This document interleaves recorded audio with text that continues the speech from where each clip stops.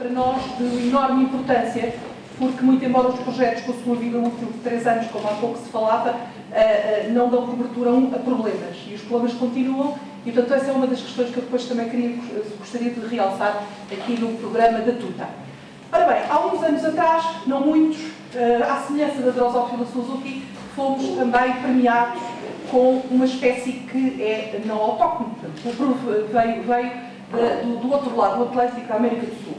Esta espécie é uma pequena borboleta que é capturada por aquela armadilha e que era desconhecida dos agricultores. Em 2011, a produção identificou um enormíssimo e grave fator de diminuição da produção e que, ao fim da campanha de 2011, foi basicamente encomendado à comunidade científica da zona do Ribatejo, e aí foi claramente contactada a Escola Superior de Santarém, com outras instituições parceiras, a resolver esta questão que, basicamente, o que é que acontecia? Esta borboletinha coloca ovos, as larvas alimentam-se no interior das folhas e trazem grandes prejuízos ao agricultor. Estamos a falar de tomate para fins industriais, estamos a falar de uma cultura de uma enorme importância económica no Ribatejo.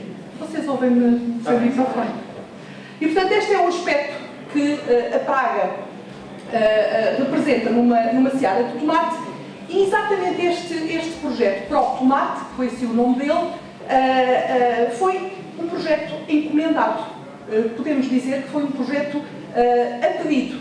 E, portanto, foi a pedido da produção, e o projeto, eu gosto de sempre mostrar este diapositivo porque dá uma ideia de uma rede imensa de vários atores que, trabalhando em conjunto, nos trazem algumas vantagens do ponto de vista das sinergias e dos conhecimentos que cada um partilha. Ora bem, na realidade o projeto foi construído com um parceiro estratégico, que foi uma organização de produtores, a Organização de Produtores AgroMais, e reparem que, apesar de não estarem incluídas no projeto todas aquelas OPs que ali vêm, as organizações de produtores, elas são muitas, depois do projeto ser financiado, aprovado, foram incluídas. Eu não sei se preferem que eu pare. Não. Se calhar para escutar aqui. Continua. É que esta perturbação. Desculpa. É melhor deixar o ministro sentar.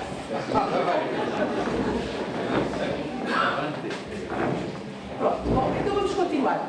Basicamente dizer-vos que este projeto ProTomate, que terminou há pouco mais de um ano, praticamente 2 campanhas, nós funcionamos por campanhas, teve a intervenção da AgroMais como proponente, da ESAS, mas também do Instituto Superior de Agronomia, que foi um contributo extraordinário nesta parceria, e das indústrias mais importantes de processamento industrial em termos nacionais. Neste caso foi a Sugal, Idália e Italac. Mas eu gostava de vos dizer que esta rede foi construída depois do projeto ter sido aprovado e financiado. Depois disso, montámos então uma rede de trabalho em que todos estes parceiros foram chamados a trabalhar em conjunto e a, inclusivamente, construir o projeto em conjunto. Parece-me que este foi um dos pontos essenciais para o sucesso deste projeto. Ora bem, aqui basicamente as instituições parceiras, como eu também já tinha dito, a Universidade de Évora, a Universidade de Lisboa, com o Instituto Superior de Agronomia, nós próprios, o Instituto Superior de Agronomia, a Escola Superior de Santarém, o COTME, extraordinariamente importante esta parceria com o COTME, e a Federação Nacional das Organizações de Produtores, a FNOP.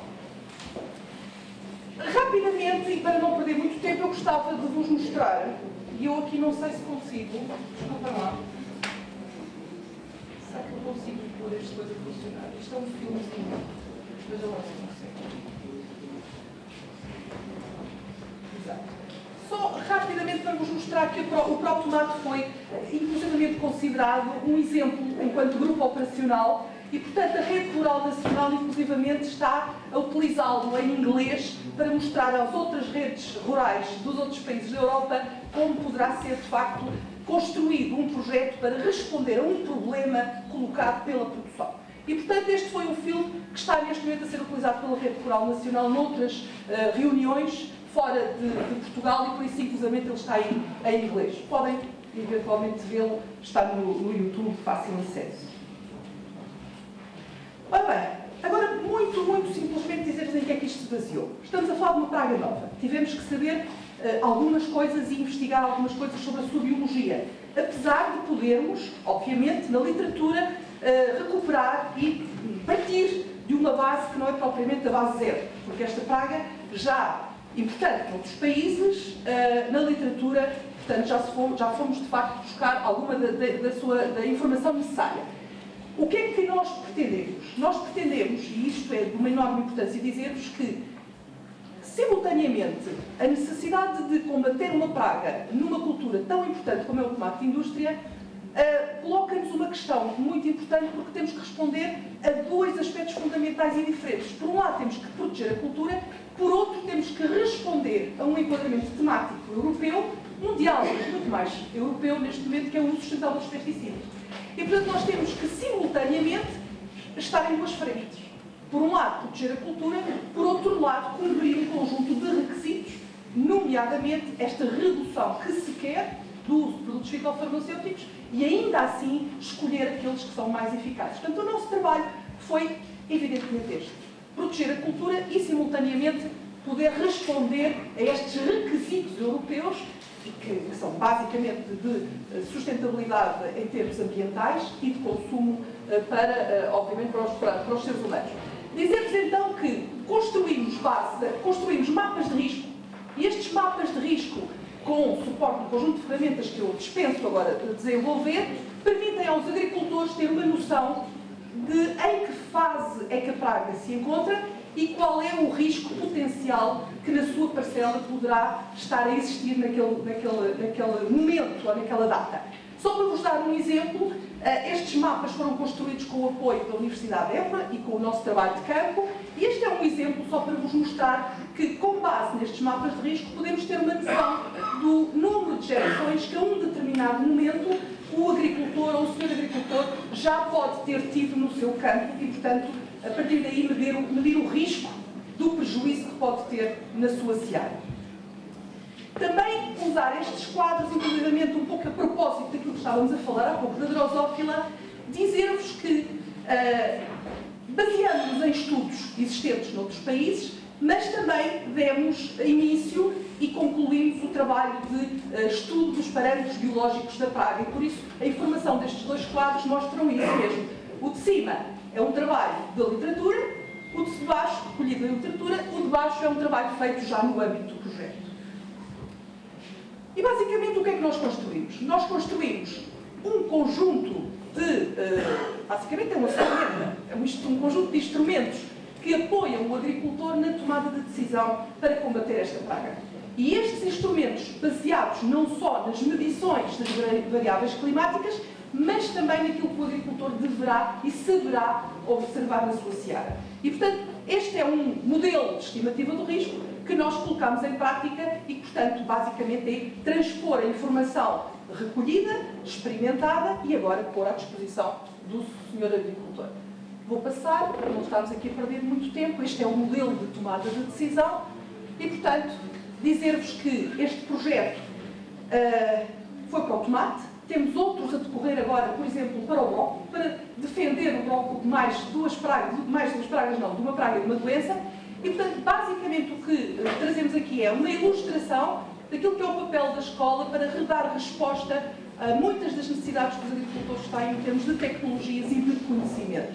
Neste caso muito concreto, o tomate, já foi publicado muita informação, os técnicos reconhecem a importância de um projeto que merece continuidade, como foi, aliás, referido por vários técnicos envolvidos, e eu agora dou a palavra à nossa amiga Alexandra. Do ponto de vista de uma empresa, em Alagro. Exatamente. Boa tarde a todos, boa tarde, senhores ministros. Para falar aqui um bocadinho destes números, há uns números que, entretanto, já foram ultrapassados. Só para ver uma noção, em termos de tomate de indústria, estavam ali representados 14 mil hectares, mas o ano passado foram inscritos à volta de 19.300 hectares, 465 produtores e 1.800.000 toneladas recepcionadas pelas indústrias, o que é uma fileira já muito grande. A empresa que eu represento é a segunda maior nacional, O acionista principal é uma empresa japonesa, que é a empresa Kagome, portanto representa o grupo, na totalidade do grupo I, e os acionistas é então esse grupo Kagome do Japão e alguns diversos clientes europeus. O ano passado, em 2015, a representatividade foi de 435 toneladas recepcionadas de 4.400 hectares de tomate fresco, representamos à volta de 30% da produção nacional. Essa produção nacional é basicamente toda para exportação e não fica praticamente, no nosso caso concreto, não fica praticamente cá tomate nenhum em nível nacional, é tudo para exportação. Fazemos uma série de produtos específicos, concretamente o de alto licopeno, o que, para produzirmos esse tomate de qualidade e para o podermos exportar com segurança, temos que ter esta ferramenta e várias ferramentas representadas, como o uso eficiente da água, também é bastante importante para a cultura, uma vez que é regadio e representa uma grande área. A parte dos cadernos de campo também é muito importante para conseguirmos fazer a rastreabilidade e apresentarmos aos nossos clientes que o produto que nós produzimos tem a devida segurança alimentar. O caso das pragas, que foi uma das últimas novas pragas e que rapidamente encontraram uma solução em 3 anos, salvo erro, porque ela apareceu pela primeira vez, salvo erro, em 2009. 2010 apareceu no tomate de indústria, ainda não muito representativa. Em 2011 foi muito complicado e muito importante, e a partir dessa altura foi então desenvolvido este projeto, salvo erro, iniciou em 2013 ou 2012. Começámos ainda sem projeto. Sim. Sem projeto financiado. Exato. E depois em 2013 é que já foi financiado. Exatamente. O que deu uma grande ajuda ao tomate recepcionado, porque o tomate, como viram na imagem, todo furadinho, não consegue fazer produto final de qualidade. A mais-valia desta e de outros projetos ou de outras ferramentas são importantes. Temos aí uma nova praga que deveremos também pensar bastante nela no tomate de indústria, que foi muito complicado no ano passado, e com as mudanças todas climáticas que estamos a assistir neste momento, que é o caso da basília, eu não sei dizer o nome científico, mas é uma mosca branca, que está neste momento a ser, ou poderá ser, uma praga imensamente importante na cultura do tomate. Pronto. Esta ferramenta e todas as outras ferramentas que as universidades e os institutos politécnicos poderão dar uma ajuda à indústria e à produção são uma enorme mais-valia. Obrigado.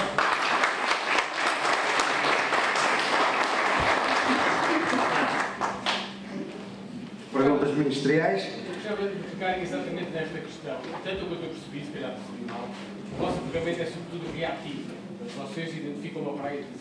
Como é que podem transformar esta ferramenta num processo de prevenção? Mas na prevenção de pragas futuras, uma vez que estas pragas hoje estão a ser. Deixa-me dizer que é uma ferramenta reativa medindo o risco de prejuízo da cultura. Isto é, na realidade, o que nós fazemos no início de cada campanha, estamos a falar de culturas anuais. Estamos a falar de culturas onde o histórico é importante, é verdade, mas também as sequências culturais são fundamentais, muitas vezes, para fazer alterar as dinâmicas das populações das pragas. Tem que fazer observações locais. Temos que fazer observações locais. Estes mapas que aqui mostramos são mapas de risco nível 1, como o professor de Évora costuma chamar, de risco 1. A partir do risco 1, o agricultor sabe o que tem que fazer. Se o risco for já não aceitável, terá que pôr em prática um conjunto de atividades de observação que nós ensinamos a fazer para poder tomar a decisão da utilização ou não de um produto fitofarmacêutico. Perguntava-me se são ferramentas reativas, de que maneira é que podemos prevenir? Preventivas podem prevenir futuras pragas. Sim, futuras pragas e futuras aplicações de produtos agroquímicos que poderão prejudicar a segurança alimentar do produto final. Neste caso, já que existe fitofármacos, torna-se um bocado mais complicado. Por acaso, valia a pena dizer-lhe uma coisa. É assim, se a proteção das plantas for rigorosamente bem feita, o que se espera é que no tempo a importância destes inimigos diminuam cada vez escalonadamente. Portanto, aqui a ideia é fazer diminuir o potencial biótico das pragas em cada ano. Até porque o próprio sistema tem mecanismos de regulação natural. Não nos podemos esquecer que o próprio sistema tem um conjunto de mecanismos que vão fazer com que estas pragas também diminuam em termos de potencial biótico. Portanto, é claro que toda esta atitude, e eu aqui não referi, mas eu acho que é de uma enorme importância. É verdade que a Escola Agrária de Santarém foi aqui uma peça-chave, é verdade. Mas é absolutamente verdade que sem a rede de trabalho com os técnicos que operam nas organizações de produtores, nada disto teria sido verdade. Porque aqui a dificuldade maior nem é organizar o conhecimento e publicá-lo, Sr. Ministro. Aqui a dificuldade é organizar o conhecimento, publicá-lo e fazê-lo aplicar. E, portanto, aqui é claramente este trabalho que nós estamos a fazer com os técnicos. Olha, uma questão muito curiosa que nós temos agora no Brócoli, que é uma rede de trabalho que comunicamos de uma maneira tão simples como o WhatsApp. Só para ter uma ideia. E estamos a trabalhar em rede. E o que é isto de trabalhar em rede?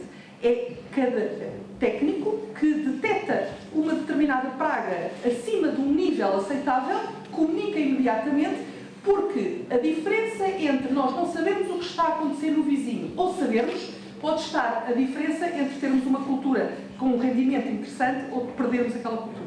E, portanto, é assim que nós estamos a trabalhar. Estas redes não dependem das instituições. Estas redes dependem das pessoas que trabalham nas instituições e que querem construí-las. Mais uma pergunta? Perdão. Desculpe, para além disso, os agricultores ainda são um bocado individualistas. Veem só o seu mundo e esquecem-se um bocado do vizinho ao lado. E às vezes as pragas não olham os vizinhos, não é? Mais pergunta? Mais pergunta? Só. Lá eu até pensava não questionar mais, mas não consigo passar sem colocar questões. Relativamente à mosca branca, não é? De facto, na pesca, nós temos uns trabalhos já patenteados, a Escola Superior Agrária de Santarém, foi um trabalho até que eu coordenei, um projeto também da Faculdade, um projeto de atividades CQ, e com a Universidade de Newcastle, em que utilizamos componentes derivados de açúcar que não são tóxicos. Então, se não são tóxicos, fizemos ensaios na sociedade, como é que o inseto morre? Por curiosidade, os americanos fizeram também, publicaram uma patente na área, nesse domínio, e utilizaram açúcar da beterraba. E verificaram porque é que o inseto, constataram como é que o inseto morria. É precisamente porque não conseguiam ingerir o açúcar. É interessante, alimentava, não conseguiam ingerir. O prova que também é um bom pesticida, se quiser eu dou-lhe... E uma boa ferramenta para, mais uma vez, entrar com a cultura do país. Se quiser, eu dou-lhe a referência da patente, está bem? Senhora, agradecer. Muito obrigado. Muito obrigada.